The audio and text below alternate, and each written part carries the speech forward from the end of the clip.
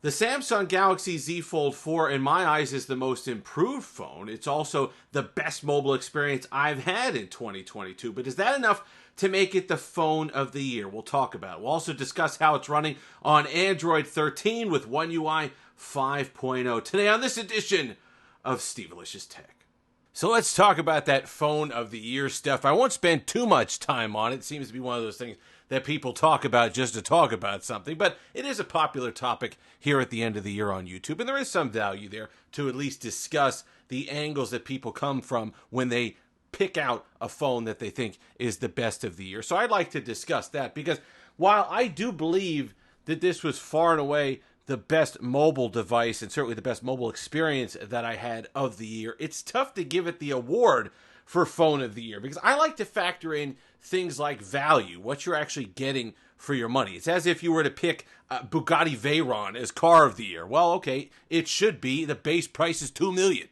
One of those type deals. Like, you'd expect it to be that good. There's no possibility of getting value for money there, or something a little bit more than you think you paid for because you paid $2 million. Same here. You're paying $1,800, so it's hard to imagine that you'd get more than what you paid for when you pay so much. But it does deliver enough for what you pay that I do believe the value is equal. And with that being said, it's a phenomenal experience. Just the refinements that they made on it. Love the new hinge. Love the new camming action when you get it all the way open, the way it kind of locks there. I used to hate the older one, how it would kind of clam close or kind of shut itself almost at one point. When you got to about here, you can almost feel the old one on the Fold 2 just kind of flop over. This one's not the case, and especially when you get it to about here and then open it all the way up. I love that last little locking bit. It has worn in a little bit, the hinge. I would expect that. So it's nice, though. It's not overly worn in where it's just flopping around like the Flip 3 was for me. I felt that hinge got a little too loose. This one is worn in nicely. The screen is held up really well. It's been dropped. I know I've gotten a lot of comments on these videos saying, oh, you breathe on it or you drop it at just the wrong angle and you whatever. That's going to be the case with any phone. I've seen, you go back however many years on iPhones watching videos of people who were slamming them against concrete and they survive, yet somebody just barely hits it at an off angle on a particularly dense wood and it shatters. That's going to be the case with any mobile device. There's always going to be the bit of element of being unlucky when you're talking about dropping your phone.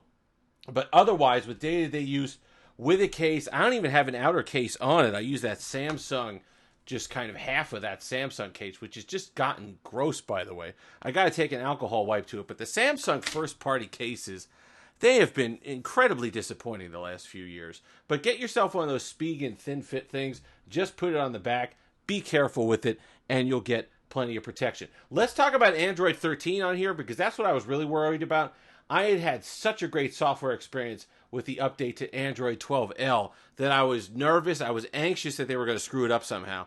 I thought maybe I didn't think they'd walk back the advancements like the taskbar on 13 at all. I knew it was going to be the 13L or the 12L upgraded version of 13, so I knew the taskbar and some of the other stuff was going to be there, but I was worried about battery life. I was worried about them introducing lag. You know, you might say that's not possible anymore. You might doubt that that's the case, but then you see Microsoft with Android 12L, their implementation on the Surface Duo, and it was ugly at first. I'm still working through my review of that thing, wrapping my head around it. It's a little bit better now, but that was a disaster. So there's always an element of uncertainty when you're talking about wholesale upgrades from 12L to 13. But One UI 5.0 running well. Didn't see a major hit to battery life at all. Still got the taskbar, still all that other stuff. I love the fact that let's go and make sure this isn't a sensitive email of any course. No, it's not. I love the fact that they've brought those little touches in there. Things that don't seem like a big deal, but once you start using them, you notice them and you like it. That's with the notification shade, the little enhancement here. I love the fact that they've put, it's kind of tough to see. We'll see if we can get the camera to focus in on it. I love the fact that they've put a bit of contrast around the notification settings button and also the clear button, because I don't know how many times that I miss it. You're in a rush. You don't want to click on the last notification that you have, so you err on the side of clicking underneath the clear button and you miss it because it was just a soft little word. Small word, small font, without any contrast there. Now, as I do with my S22 Ultra, I get a good positive click there. I can make sure most of the time that I hit what I'm aiming at on the screen. You have all the other updates here as well. Your settings, you can go into settings. You have the lab settings. Let's see if we can go ahead and refocus that here. So you go into settings, you got the labs and all the rest of it with the touches and things that you have, the splits, the new gestures that you can put in there. Full split screen view, swipe for pop-up view, swipe for split screen, all that stuff is available in here. So all the enhancements, you get the enhanced widgets as well, all the smart widgets, the stackable widgets of the same size now that you can have with One UI 5.0. So all that good stuff is in here. That wasn't really the concern for me. The concern for me was how it all worked and worked well together, and it is. No issues there. Still enjoying my Fold 4 experience because it wasn't that long ago that One UI 1.0, the very first version of One UI, absolutely destroyed my Note 9 experience, and I couldn't use it for months, turned it into a lag monster. I didn't enjoy it, so I'm glad to see that Samsung is really honing in these updates and getting them out to devices that don't break your experience so you can keep using them and keep enjoying them. I love it. Love the design cues. Love the kind of soft gold, the really kind of stainless steel type gold with the cream backing of it. I think that was the one to get for sure. Timeless design. Could use this for years. Love the front screen. Go entire days where I barely open the outer screen, especially if I'm out. If I'm outside, above concrete, if I'm standing, I want to use that outer display. I could do so without feeling like I'm getting ripped off in terms of screen real estate, typing experience, scrolling Instagram, scrolling Twitter, on Facebook. None of those things are a pain on the outer display as they have been in the past with the Fold 2. It no longer feels like an enthusiast device. Let me put it that way.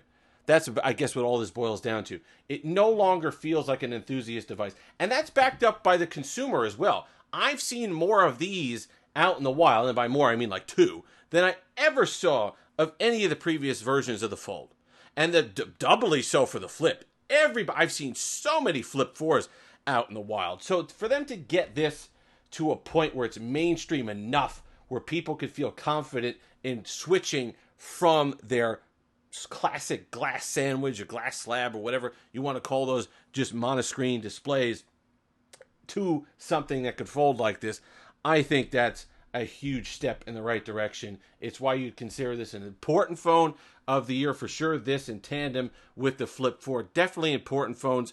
Definitely all the performance and the features and everything that you paid for. But the catch is this. You paid for it. You paid a good amount for it too. Not cheap. Not doing it for free, not a charity, still $17.99 here. If you've made it this far, like, comment, subscribe, all that fun stuff. Until next time, have that Steve-licious day.